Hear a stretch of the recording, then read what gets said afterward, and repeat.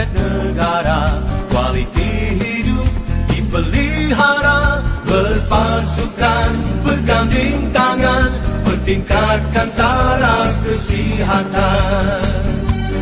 Secara profesional khidmat diberi, kecemerlangan matlamat kami, dimanapun jua di setiap waktu, kami sedia membantu. Kami penyayang pada semua, bagi kami tiada beza. Bertanggung jawab amalan kita, kesihatan dan maruah dijaga. Bangsa yang sihat aset negara, kualiti hidup dipelihara, berpasukan, berganding tangan, bertingkatkan taraf kesihatan. Secara profesional khidmat diberi, kecemerlangan matlamat kami, dimanapun jua di setiap waktu, kami sedia membantu. Kami penyayang pada semua, bagi kami tiada beza. Bertanggung jawab amalan kita, kesihatan dan maruah dijaga. Secara profesional khidmat diberi, kecemerlangan matlamat.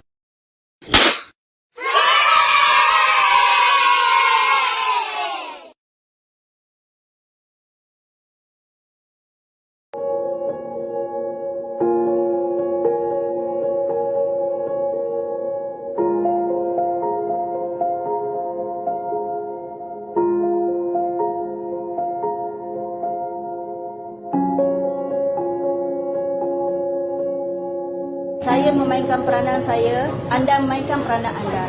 Duduk di rumah. Saya tahu di mana anak-anak saya berada sekarang. Di manakah anak-anak anda? Jaga mereka, jangan benarkan mereka keluar. Tolonglah duduk di rumah. Anda mempunyai pilihan. Jika anda memilih untuk berada di rumah, anda akan menyelamatkan nyawa. Jadi bantulah kami, tolonglah duduk di rumah. Kita sedang menghadapi krisis COVID-19 pandemik yang agak serius. Sila bantu kami untuk bantu anda. Sila duduk di rumah. Kami sedang menghadapi cabaran yang sangat hebat. Ramai orang dalam ketakutan. Bantulah kami untuk membantu anda. Duduklah di rumah masing-masing. Keadaan sekarang sangatlah genting. Ini bukan lakonan. Anda mempunyai peluang untuk menyelamatkan nyawa anda. Tolonglah, saya merayu. Okey. Tolonglah duduk di rumah.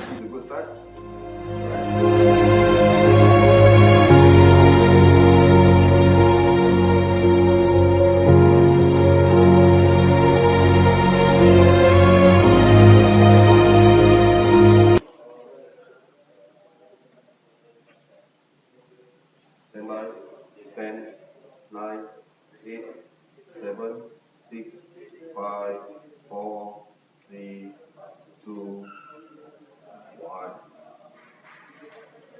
Selamat pagi dan salam sejahtera. Terima kasih kerana bersama kami di FB Live KKM khas COVID-19. Saya Dr. Jolin Rumita, pakar perubatan keluarga dari Klinik Kesihatan Senawang, dan bersama saya hari ini. Assalamualaikum dan selamat pagi. Saya Dr. Nora Liza daripada Bahagian Pembangunan Kesihatan Keluarga, Kementerian Kesihatan Malaysia. Saya pakar kesihatan awam. Pada hari ini kita akan bincangkan mengenai warga emas semasa COVID-19. Jadi saya ingin memberi sedikit statistik pada penonton-penonton sekalian bahawa warga emas di Malaysia ini kita kategorikan sebagai golongan yang berumur 60 tahun ke atas. Dan kalau kita tengok populasi kita sekarang ini pada 2018, kita ada lebih kurang 3.2 juta penduduk. Jadi 10% daripada mereka adalah warga emas. Lebih kurang 3.2 juta orang yang bergolongan warga emas ini. Jadi mereka adalah termasuk pada anda semua, mungkin penonton-penonton yang berumur 60 tahun ke atas, mungkin ibu bapa kita, mungkin juga saudara-saudara kita kat luar itu, mereka juga golongan 60 tahun ke atas.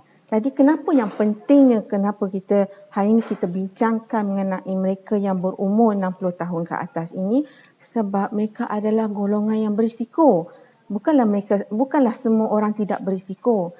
Tapi 60 tahun ke atas ini adalah golongan yang berisiko. Sekiranya mereka mendapat gejala, mereka akan mendapat gejala yang lebih teruk berbandingkan golongan-golongan yang lain. Seperti yang kita tengok statistik pada di Malaysia dan juga di luar negara ya. Kalau mereka kebanyakan yang meninggal adalah mereka yang tua-tua, yang 60 tahun ke atas. Termasuk juga di Malaysia. Kalau kita tengokkan statistik, hampir 60% ke atas adalah mereka yang tergolong pada 60 tahun ke atas. Jadi sebab itu hari ini kita bersama-sama, para penonton yang saya hormati sekalian, kita sama-sama akan bincangkan mengenai warga emas masa penularan COVID-19 ini. Ya, Dr. Jolin, boleh tak ceritakan pada kita semua apa tu gejala-gejala COVID-19 kalau berlaku kepada mereka yang bergolongan 60 tahun ke atas? Okay, so seperti yang kita tahu, gejala COVID-19 ni lazimnya adalah demam, batuk, sakit tekak atau kesukaran nafas. Ini untuk semua orang yang mungkin dijangkiti COVID-19. Tetapi pada golongan warga emas, kerana daya imun badan mereka rendah, kadang-kadang respon pada jangkitan ini mungkin lain sikit. So mungkin tidak sampai demam yang ketara, mungkin low grade fever sahaja ataupun mungkin rasa tak sihat, badan rasa tak sihat, lemah. So kerana gejala dia tidak begitu spesifik pada warga emas, itulah yang kita kena lagi prihatin supaya kita tidak terlepas untuk dapat gejala ni pada stage awal, sebab seperti kita tahu kalau kita dapat ataupun pick up penyakit ni pada stage yang lambat, outcome dia atau risiko untuk jadi lagi serius adalah tinggi. So kalau kita nak tengok gejala, kalau kita boleh bagikan kepada 3 cara ataupun 3 kategori yang sepatutnya prihatin ataupun macam mana kita nak tahu gejala. So kalau warga emas sendiri, satu, perlu tengok ada gejala tak macam doktor kata tadi, demam, batuk, sesama ataupun ada tak rasa tak sihat, kurang selera makan. Kalau biasanya bangun pagi dah sihat, dah aktif tapi rasa macam nak keluar dari katil pun susah. So itu adalah mungkin salah satu gejala jangkitan kuman COVID. So kalau begitu cepat-cepat dapat rawatan ataupun dapat nasihat dari doktor di klinik kesihatan ataupun klinik mana-mana. Kalau misal kata caretaker ataupun ahli keluarga kepada warga emas, kalau warga emas tinggal bersama ataupun duduk berjauhan, kena prihatin sikit. Mungkin boleh hubungi mereka, tanya ada tak gejala-gejala, ada tak mak rasa biasa macam biasa hari ni, mak rasa tak sihat ke? Ataupun kalau duduk di rumah yang sama, boleh juga kalau ada termometer kat rumah, boleh cek suhu, tengok ada tak demam. So salah satu profesor di negara US dia berkata, kalau kita berhubung, misal kata tak duduk sama dengan warga emas, kalau kita berhubung dengan mereka, kadang-kadang kan ada Skype, ada WhatsApp je, type. Tapi dia kata salah satu cara yang penting dia rasa ialah voice call. Sebab bila kita dengar suara mak atau ayah kita, kita boleh tahu kalau tak macam biasa. So kita boleh pick up. Kalau untuk warga emas yang di institusi, mungkin di rumah-rumah warga emas, kalau di sana, staf-staf di sana perlu lagi prihatin, iaitu buat monitoring daily, tanya pesakit ada gejala ke tidak. Untuk pesakit yang mungkin tidak boleh bagi tahu mengenai gejala, kena buat pemeriksaan suhu, tekanan darah, begitu. Dan untuk institusi-institusi ini, semasa musim COVID ni, semua aktiviti perlu dikurangkan. Sebab kadang-kadang dia ada aktiviti buat grup, main chess ataupun buat senaman. So semua aktiviti itu patut dikurangkan. Ya doktor. Sekarang ni kita lihat bahawa ada soalan. Ya, Encik Muhammad Hafizuddin bin Sajri. Terima kasih memberi soalan. Adakah simptom itu kena semua sekali atau baru diambil perhatian? Atau ada salah satu je kita dah kena ambil perhatian?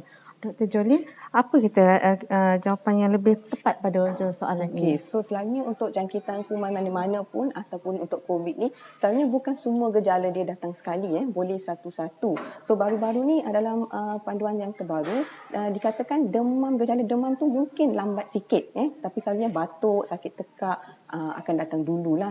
So mana-mana gejala mungkin adalah salah satu tanda yang itu adalah jangkitan COVID. Tak semestinya semua sekali.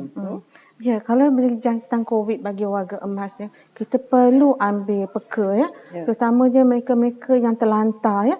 Jadi mereka tidak boleh memberitahu kita apa sakit mereka kan. Betul. Jadi kita lebih prihatin. walaupun mereka tak ada selera makan ataupun mereka ada sedikit cirit birit ataupun kelainan dari segi behavior ataupun kelakuan mereka, mungkin kita kena ambil perhatian. Dan kalau boleh waktu ini kita elakkan daripada pelawat-pelawat, terutama mereka yang mempunyai gejala-gejala respiratory ataupun gejala-gejala seperti batuk, sesama, demam, untuk datang melawat pada warga-warga emas ini ya. Untuk pengetahuan lain, kalau kita tengok kan, soalan pada Nadia Zainal ya, kalau just batuk sahaja, Cik Nadia Zainal, kalau kita tengokkan bahawa penularan COVID-19 ni bagi sesetengah orang dia tak ada gejala langsung ya, tetapi bagi setengah orang gejala dia sangat teruk. Jadi walaupun anda mempunyai kontak ataupun anda mempunyai sejarah yang pergi ke luar negara, yang mempunyai negara-negara yang mempunyai penularan COVID tersebut, sekiranya anda ada sedikit tanda, tak kisah demam ke, batuk ke, sesama ke, sesak nafas ke, anda perlu menerima rawatan di pusat-pusat rawatan ya. Jadi, ada lagi satu soalan dari Encik Salihuddin Muhammad Zuraini. Tumpang tanya, adakah selepas 14 hari tapi tak ada tanda-tanda orang tu memang negatif COVID-19? Okey, so kita kata incubation period atau time pengeraman untuk COVID ni adalah 14 hari ya. So kita anggap kalau 14 hari tidak dapat gejala, ada kemungkinan tidak dijangkiti. Juga dikatakan kalau orang yang dijangkiti COVID ni selalunya gejala dia akan keluar dalam masa 14 hari. So kalau dijangkiti pun lepas 14 hari kemungkinan besar badan kita dah seroconvert, maksudnya badan immune system dah boleh lawan COVID tu, dan lepas 14 hari kita kalau dah sembuh dikatakan mungkin tak ada lagi virus dalam badan kita. Jadi itulah tanda-tanda untuk COVID-19. Untuk yang warga dewasa tu sedikit berbeza dengan warga emas kalau kita tengokkan ya. Selalunya walaupun tanda-tanda COVID-19 tu dia simptom-simptomnya lebih kurang seperti tanda-tanda jangkitan viral yang lain, tetapi mereka perlu peka sebab sekarang ini COVID-19 tiada lagi ubat yang tertentu dan juga tiada vaksin, jadi kita ambil perhatian benda tu dan ia juga boleh menyebabkan kematian. Sangat-sangat perlu kita prihatin dan sangat-sangat perlu kerjasama pada semua untuk memastikan bahawa penularan itu dapat dikawal dan juga kalau boleh kita nak zero COVID-19 ya. Betul. Kalau macam doktor kerja di klinik kesihatan, so di klinik kesihatan juga kita ada ambil langkah-langkah ya untuk mengurangkan risiko COVID dijangkiti oleh warga emas. So kalau penonton semua tahu, memang warga emas ni kebanyakannya berpenyakit kronik ya, seperti kencing manis, darah tinggi. So kebanyakannya mempunyai rawatan susulan di klinik kesihatan ataupun hospital. So semasa musim COVID ini kami ada ambil beberapa langkah. Salah satu daripadanya ialah warga emas tidak perlu datang jumpa doktor seperti biasa. Kita bagi pilihan untuk datang ambil ubat saja. Of course dengan syarat sihat dan tiada apa-apa gejala ya. So kalau penonton ada relatif ke siapa-siapa yang ada appointment di klinik atau hospital, boleh berhubung dengan klinik dan tanya ada ke cara lain kalau tidak mahu berjumpa doktor untuk ambil ubat ya. Ada satu fakta menarik ya. AJ Bos Muhammad yang menyatakan bahawa derma darah mengurangkan jangkitan COVID-19. Okey, saya dah katakan sini tak ada lagi ya, belum ada apa-apa kajian mengenai kalau kita derma darah kita dapat kurangkan jangkitan COVID-19 ya. Jangkitan COVID-19 ini boleh kita ambil langkah-langkah pencegahan ya, seperti kita kata basuh tangan yang kerap ya, kita jarakkan sosial. Jadi untuk derma darah ini rasanya bukan salah satu daripada langkah-langkah untuk mengurangkan jangkitan COVID-19. Okey. So kita ambil lagi satu soalan ya, yang ini dari Nur Nabila Huda Amil. Maaf ingin bertanya, adakah casual contact perlu dibuat saringan juga? Mungkin Dr. Nora boleh jawab soalan ni. Casual contact, Nur Nabila, dia tanya kalau casual contact perlu dibuat saringan juga ke tidak? Casual contact selalunya sekarang ni kalaulah anda mempunyai kontak dengan pesakit COVID ataupun kita kata person under investigation, maka ia perlu, kalau dia tak ada gejala, kalau boleh dia isolasikan selama 14 hari, tetapi sekiranya ada gejala dapatkan rawatan dan kemungkinan besar kita akan buat saringan untuk COVID-19 tersebut ya. Okey. Lagi satu Jadi, soalan yang baru saya rasa saya tengok dari Master Mail, bolehkah COVID-19 berjangkit kepada haiwan? Ya. So saya rasa ini adalah mungkin soalan yang timbul sebab dalam news pagi ni, berita pagi ni macam ada harimau Malaya di US yang dijangkiti COVID. So saya rasa buat masa sekarang ni memang ada jangkitan COVID pada haiwan, tetapi kita tidak pasti haiwan mana sebab bukan semua haiwan buat masa sekarang dikaji. Sekarang ni saya rasa mungkin fokus pada untuk mengurangkan pandemik tapi saya rasa mungkin ada juga research untuk tengok. So buat masa sekarang ada haiwan tapi kita tak pasti yang mana. Saya rasa kalau anjing dengan kucing tu so far tak ada lah. Okey, daripada Puan Nur Astariza, tumpang tanya, kalau balik dari pasar tidak mandi, adakah virus itu melekat pada baju walaupun sudah mandi sebelum pergi pasar? Okey. Virus ini sebenarnya kalau kita tengokkan bahawa dia adalah daripada droplets, daripada cecair daripada mulut atau cecair daripada mana-mana pada hidung ke ya. Jadi apabila seseorang itu batuk atau bersin, maka droplets itu akan keluar dan memandangkan virus itu adalah agak besar berbanding dengan virus-virus lain, dia akan jatuh pada permukaan 1 meter, ya, jarak 1 meter, itu pun dalam keadaan biasa. Kalau angin bertiup mungkin lebih jauh ya Puan. Ya. Jadi oleh kerana itu, kalau kita pergi pasar, kita tidak tahu bahawa pada siapa kita expose. Ya. Virus itu berada di mana. Ya. Jadi kalau kita pergi pasar, kita beli pasar dan kita balik, sejurus balik itu perlulah kita basuh tangan segera, tukar baju, pastikan kita bersih supaya virus yang berada dalam sama ada di baju kita, di tangan kita atau di permukaan mana-mana badan kita, dipastikan dia terhindar daripada kita berikan kepada ahli-ahli keluarga kita di rumah. Itu yang pentingnya. The best is self-hygiene. Ya? Okay? Yes, betul. Yes. Jadi soalan seterusnya kita tengok bahawa ada soalan dari Nurul Syazwani. Kalau ada tanda-tanda dan tiada close contact, boleh ke buat saringan? Kalau tak ada kontak dan juga tapi kalau ada tanda-tanda, maksudnya ada gejala tapi tiada close contact, boleh ke buat saringan? So buat masa sekarang kalau di fasiliti kerajaan, klinik kesihatan dan juga hospital kerajaan, kita ada ikut garis panduan. So kalau garis panduan tu kita akan tengokkan kepada risiko ya. So risiko dia adalah sama ada melancong ke luar negara dalam 14 hari ataupun ada kontak dengan sesiapa yang positif untuk COVID dalam 14 hari ataupun menyertai apa-apa perjumpaan besar. Ya, so kalau tiada risiko ini, mungkin tidak perlu buat saringan, tapi juga bergantung kepada gejala yang dialami. Ya, kalau gejala dia lagi serius seperti kesukaran nafas, boleh sahaja ke klinik kesihatan di mana di sana akan buat lagi saringan untuk memastikan sama ada perlu disyaki COVID dan perlu ambil sampel atau tidak test.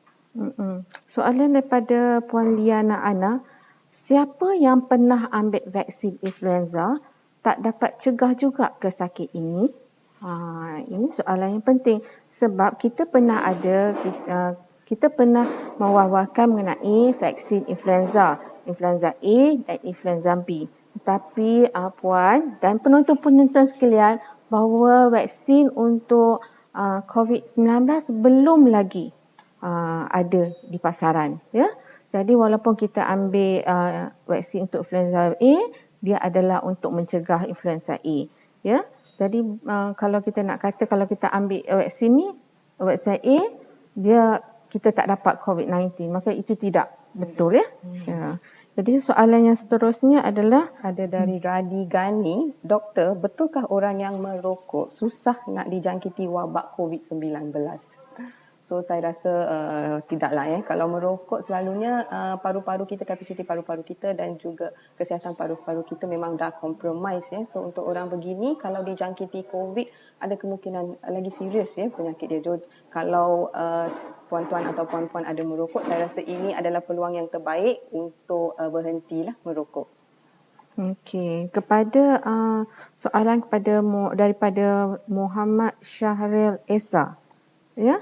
Sejauh manakah data statistik menunjukkan pesakit positif COVID-19 berjangkit melalui bukan kontak rapat, mungkin melalui spora atau udara?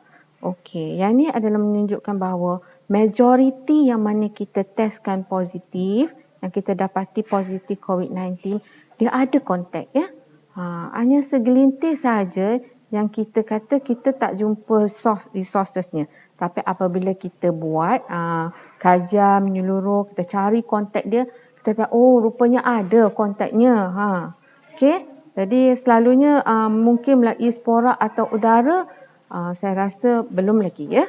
Jadi dia lebih kepada kontak kepada orang yang mempunyai COVID-19. Okey, soalan yang kedua adalah Morgan Subramaniam. Ya, Encik Morgan. Selamat pagi. Selamat pagi Encik Morgan. Tolong beri pencerahan mengenai asymptomatic COVID-19 person. Kalau yang immune system seseorang itu kuat, bolehkah dijadikan antigen untuk selamatkan pesakit COVID-19? Kita dengarkan bahawa ada beberapa orang yang sudi memberi plasma kepada untuk dibuat kajian untuk kita berikan kepada pesakit-pesakit COVID-19 yang lain. Jadi Dr. Jolin, ada Dr. Jolin mengenai perkara ini, ada Dr. Jolin nak adreskan benda ni? Ya, memang saya rasa Datuk DJ kita pun ada utarakan mengenai soalan ni. So ya, memang ada kajian-kajian yang telah cara rawatan ni dicuba di negara lain ya, dan mungkin ada positif lah dia punya respons. Tapi buat masa sekarang di Malaysia saya rasa belum lagi. Mungkin adalah salah satu cara rawatan yang di masa akan datang lah. Okey. So mungkin boleh juga tambah sikit mengenai warga emas kesihatan di musim COVID ni di warga emas.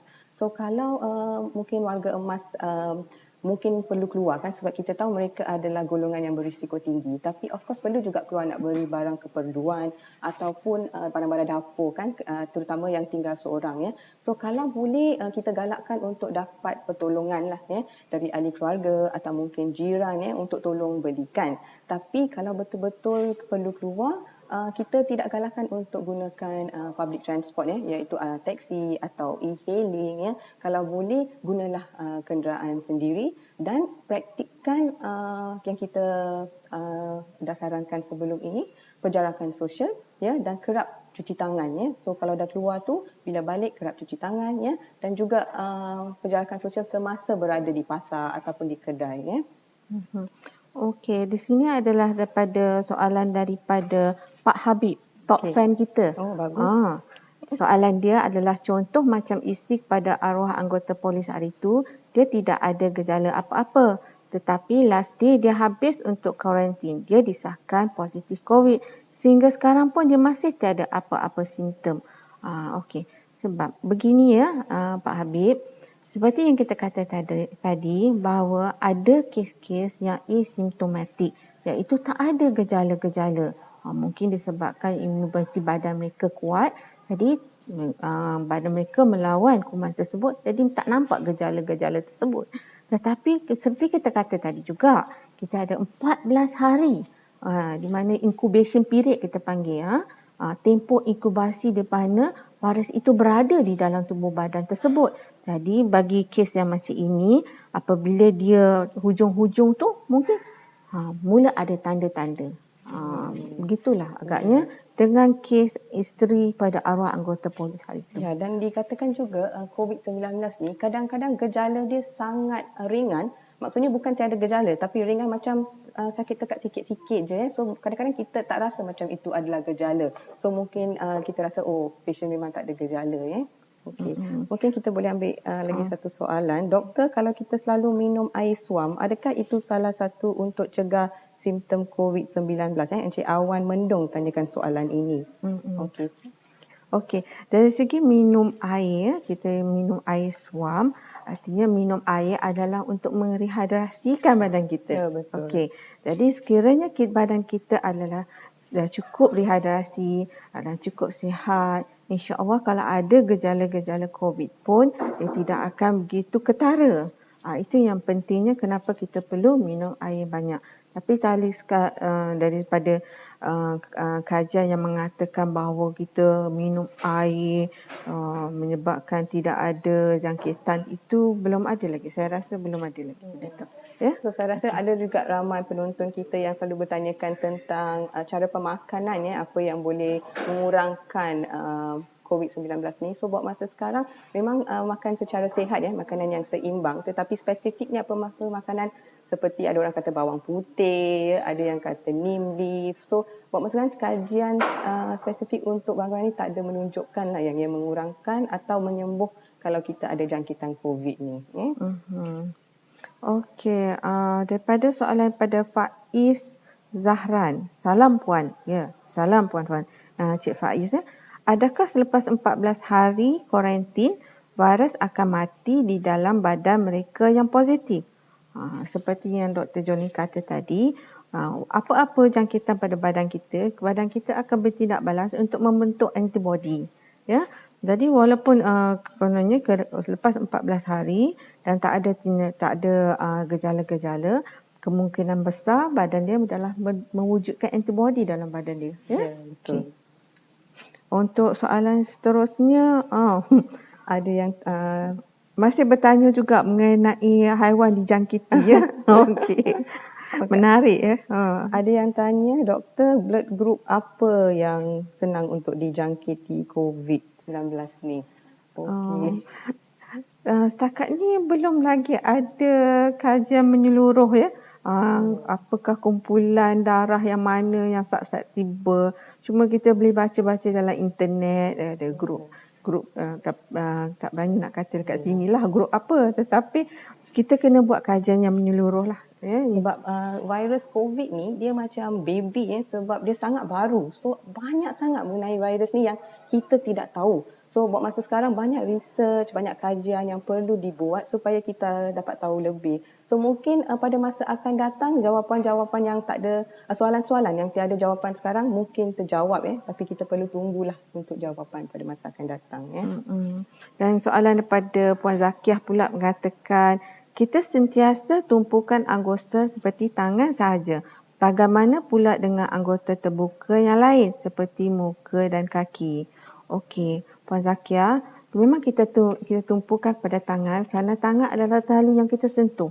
Ya, anggota badan yang kita selalu sentuh ke permukaan mana pun. Jadi salah satu daripada langkah pencegahan adalah kita basuh tangan. Dan satu lagi, jangan lupa ya, kita jangan sentuh muka ya. Sebab sekiranya kita sentuh muka, kita takut bahawa tangan kita ada kumannya akan kena pada mulut, hidung ataupun mata. Kuman tu boleh masuk ke dalam badan kita ya. Okay. The next question would be Hi, good morning doctors. I would like to ask, ni Angela Su ya. Hand sanitize, is it effective to prevent COVID-19 with at least to have 70% alcohol? Ya, so betul ya. So hand sanitizer yang kita pakai sepatutnya 60 hingga 70% alkohol baru berupaya untuk bunuh kuman COVID lah. Okey, so saya rasa mungkin time masa pun tak lama lagi. Kita ada beberapa minit saja untuk bersama-sama anda. Jadi untuk pengetahuan anda, saya ingin memaklumkan bahawa Kementerian Kesihatan Malaysia juga ada mengeluarkan beberapa infografik ya, terutama sekali untuk warga emas. Kita ada infografik untuk bagaimana langkah-langkah pencegahan warga emas untuk penghuni institusi, penjaga dan juga penguasa, pengusaha institusi penjagaan warga emas dan langkah-langkah yang patut dijaga semasa penularan COVID tersebut ya. Jadi terus ada apa-apa lagi yang kita untuk akhir-akhir kata kita ni? Saya rasa sebagai rumusan sajalah ya, di golongan warga emas ini kita kena lebih prihatin ya, kerana gejala dia mungkin kurang dan juga bila dijangkiti penyakit itu mungkin lagi serius. So lagi prihatinlah terhadap warga emas di musim COVID ini. Saya ingin mengucapkan terima kasih kepada semua yang menonton FB Live kini Kementerian Kesihatan Malaysia. Kami sangat-sangat mengharap kerjasama anda semua dan keprihatinan anda amat kami hargai. Jadi sama-samalah kita berjuang agar semua orang satu Malaysia akan sihat ya. Okey. Terima kasih banyak-banyak dan jangan lupa cuci tangannya. Penjarakan sosial 1 meter sekurang-kurangnya. Okey, insya-Allah kita jumpa lagi. Assalamualaikum. Terima kasih.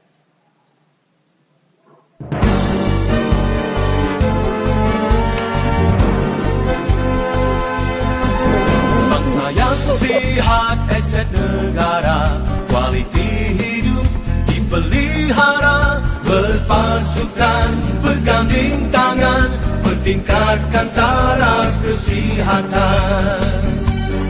Secara profesional khidmat diberi, kecemerlangan matlamat kami. Dimanapun jua di setiap waktu, kami sedia membantu. Kami penyayang pada semua, bagi kami tiada beza. Bertanggung jawab amalan kita, kesihatan dan maruah dijaga. Bangsa yang sihat aset negara, kualiti hidup dipelihara, berpasukan, berganding tangan, bertingkatkan taraf kesihatan. Secara profesional khidmat diberi, kecemerlangan matlamat kami.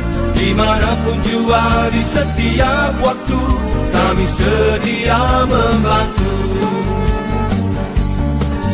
Kami penyayang pada semua, bagi kami tiada beza. Bertanggung jawab amalan kita, kesihatan dan maruah dijaga.